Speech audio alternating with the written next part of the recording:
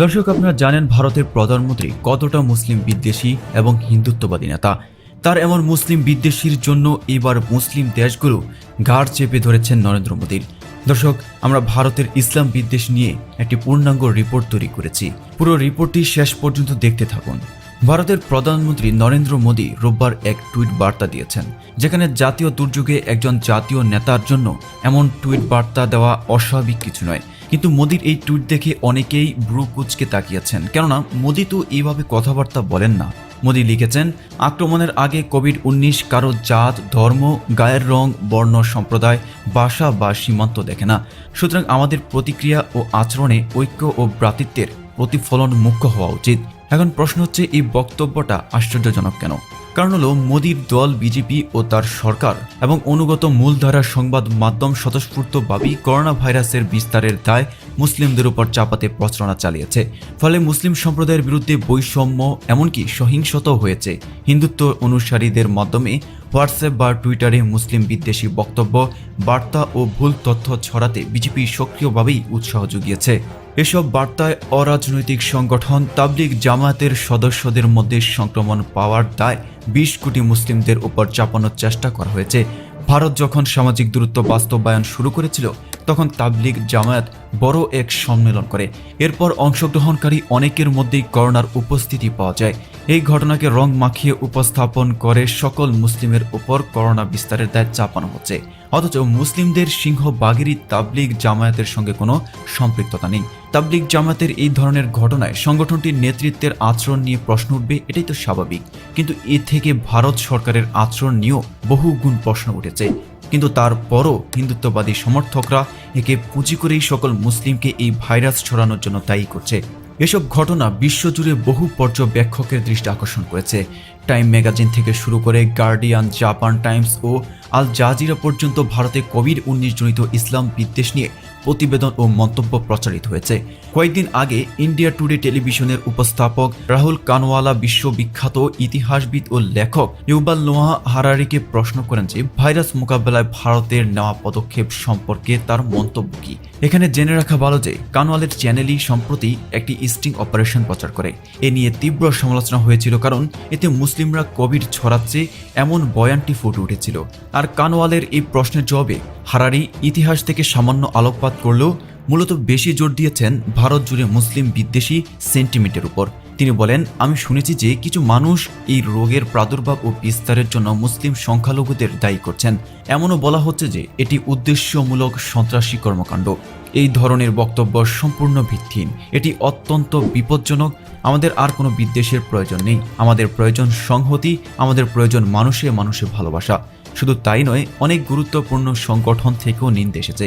যুক্তরাষ্ট্রের আন্তর্জাতিক ধর্মীয় স্বাধীনতা বিষয়ক কমিশন এক বিবৃতিতে জানিয়েছেন, কোভিড-19 রোগীদের বিস্তারের জন্য মুসলমানদের দায়ী ও লাঞ্ছিত করার ঘটনায় তারা উদ্বিগ্ন।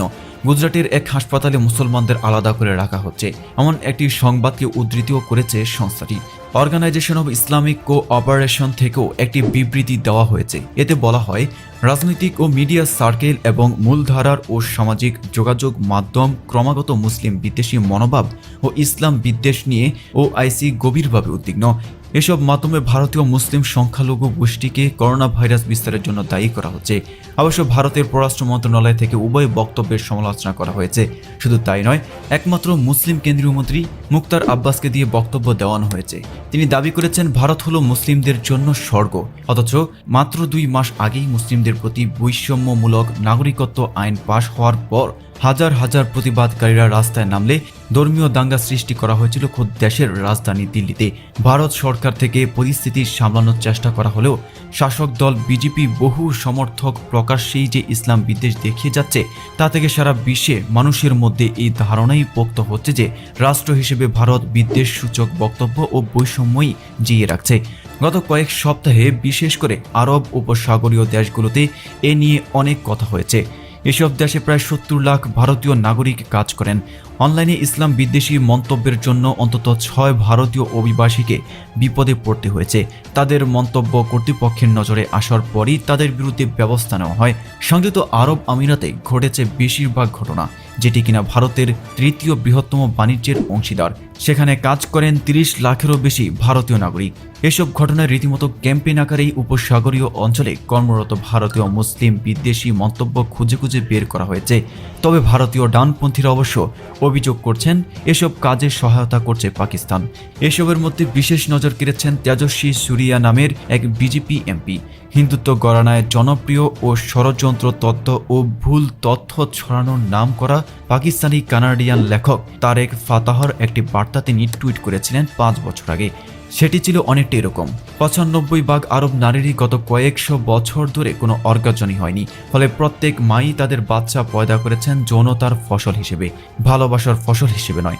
এই টুইট এখন নতুন করে আলোচনা এসেছে। কুয়েতের প্রখ্যাত অ্যাক্টিভিস্ট আব্দুর রহমান নাসের সরাসরি মোদির প্রতি আহ্বান জানিয়েছেন ওই এমপির সদস্য পদ বাতিল করতে হবে। তার অন্যান্য টুইটেও ভারতীয়দের মুসলিম বিরোধী আচরণের সমালোচনা করা হয়েছে। আরব ও মুসলিম বিশ্ব যে ভারতের আয়ের অন্যতম উৎস, তাও তিনি স্মরণ করিয়ে দিয়েছেন। তিনি লিখেছেন, উপসাগরীয় দেশগুলো থেকে প্রতি বছর $5,500 কোটি রেমিটেন্স হিসেবে ভারতে যায়। সকল মুসলিম দেশ থেকে যায় $12,000 কোটি। এসব দেশগুলোতে ভারতীয়দের প্রতি ভালো আচরণ করা হয়, আর বিপরীতে ভারতে মুসলিমদের সঙ্গে কি আচরণ করা হয়? একই ধরনের বক্তব্য দিয়েছেন কুয়েতের প্রখ্যাত আইনজীবী মেজবাল আল শারিকা। সৌদি আরবের খ্যাতিনামা স্কলার আবিদি জাহরানি তার অনুসারীদের কাছে মধ্যপ্রাচ্যে কর্মরত ভারতীয়দের মধ্যে যারা মুসলিম বিদ্বেষী মন্তব্য করেছে তাদের তালিকা চেয়েছেন। মধ্যপ্রাচ্যের এমন অনেক বিখ্যাত ব্যক্তিরাই এ নিয়ে সরব হয়েছেন। আরব পার্লামেন্টারি ইনিশিয়েটিভের মহাসচিব জামাল বাহরাইন ভারতে মুসলিম নির্যাতন বন্ধে জাতিসংঘ ও ওআইসির হস্তক্ষেপ চেয়েছেন। তবে সবচেয়ে কড়া প্রতিক্রিয়া এসেছে সংযুক্ত আরব আমিরাত থেকে।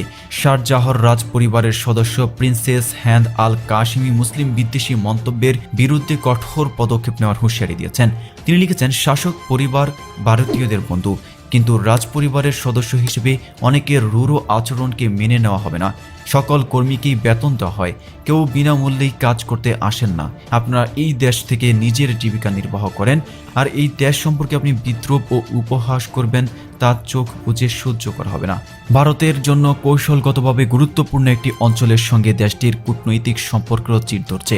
যেমন সংযুক্ত আমিরাতের নিযুক্ত সাবেক এক ভারতীয় রাষ্ট্রদূত বলেন যে ভারতীয়দের এই ধরনের মানহানিকর বক্তব্য এক ধরনের অপপ্রচারের আগুনে ঘি ঢালে, যা পাকিস্তানের মতো শত্রুভাবাপন্ন দেশগুলো ভারতের বিরুদ্ধে জনমত উস্কে দিতে ব্যবহার করে। পাশাপাশি এসব ঘটনা সরকারের জন্য বাড়তি কূটনৈতিক চ্যালেঞ্জ তৈরি করে। সাম্প্রতিক এসব ঘটনা যে ভারতের মাথা ব্যথার কারণ হয়ে দাঁড়িয়েছে তা সোমবারই স্পষ্ট হয়ে ওঠে। মোদির ওই টুইট ছাড়াও সংযুক্ত আরব আমিরাতে নিযুক্ত ভারতের পবন কাপুরও এই নিয়ে বিবৃতি দিয়েছেন। তিনি লিখেছেন, বৈষম্য আমাদের নৈতিকতা ও আইনের শাসনের পরিপন্থী। সংযুক্ত আরব আমিরাতে কর্মরত ভারতীয় নাগরিকদের সব সময়ই তা মনে রাখা